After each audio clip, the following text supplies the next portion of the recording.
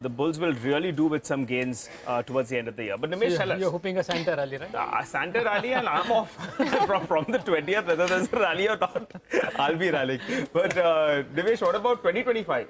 How is it shaping up for various asset classes? Well, Nigel, it's very difficult to predict as to what 25 is going to be. But generally, whatever I've read from the brokerage notes of influential brokerages, looks like it's going to be a flat to a very moderate returns for emerging markets as well as India as far as equities are concerned in 25. So let me just go to the wall and explain why I'm saying this. But, before I talk about 2025 outlook, let me just run through as to what happened in 2024, right? Just look at, let's do a recap on what happened in 2024. Global markets have been quite strong. The average returns have been 15 to 30%. The broader markets like Nasdaq and Dow were up 19-20%. The Asian peers like Nikkei, Hang Seng up 15%. DAX was up 15%. The only outlier in the global market was Karachi Stock Exchange up 60%, Y2D in 24. So that's the global picture. How has India done in the global context? Well, we have relatively underperformed after the recent fall in the indices in the last couple of months. So the Nifty, the broader markets are up 22%.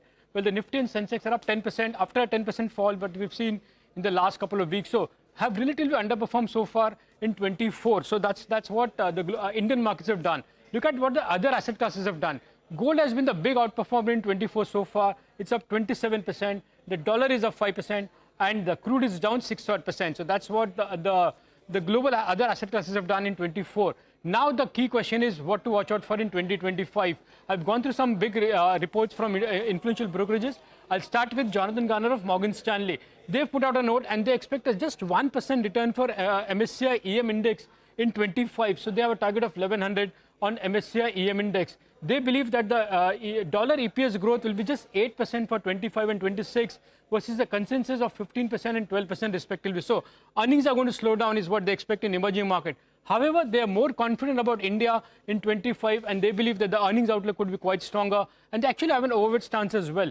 However, they believe that they expect the current cyclical slowdown to abate in 25. So that's a big call from Jonathan Garner of Morgan Stanley. The other big voice was Timothy Moore from Goldman Sachs. They expect a 4.5% Asia ex-Japan GDP growth in 25 and 11% MSCI EM ex-Japan returns in 25. For the Nifty, Goldman Sachs have a year-end target. So next year-end target of nearly 27,000, which means 11-12% upside even from current levels. Similar is the view from JP Morgan as well. So Rajiv Batra from JP Morgan has a Nifty base case of 26,500, and so means a 10% upside. Interestingly, they've put out 7 indicators which could drive the Indian markets in 2025. The first is the political stability. Second, which has been a big factor, is the faith of domestic investors. That's going to be quite key for India to outperform. Third, relatively safe haven in the amidst the trade war too. The fourth, the rural economy is expected to gain momentum in CY25, so that's something to watch. Beta to the US equities, geopolitical risk, which is likely to continue, which means that the risk premium is going to shrink, and of course the under ownership of the global investors. So these are the 7 drivers for India to do well in 2025. So that's the JP Morgan view. Even CLS has put out a coin strategy, and they believe that the late stage cycle for emerging markets in India is likely to continue, which means the returns could be front-ended in calendar year 25. Earning sentiment has been a bit of a drag, but they do not expect to get worse from here on. And they believe that China will lead the returns in 2025 within the emerging market basket. So that's the CLSA quant view. Just let me end with the macro picture as well, or the macro outlook as well for 25.